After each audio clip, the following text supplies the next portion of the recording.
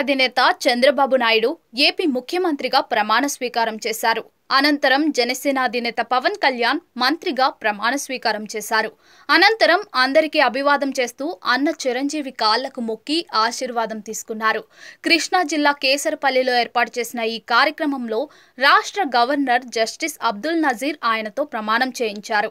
చంద్రబాబు ముఖ్యమంత్రిగా ప్రమాణ స్వీకారం చేయడం ఇది 4వసారి. అనంతరం మంత్రులతో గవర్నర్ ప్రమాణ స్వీకారం చేయిస్తున్నారు.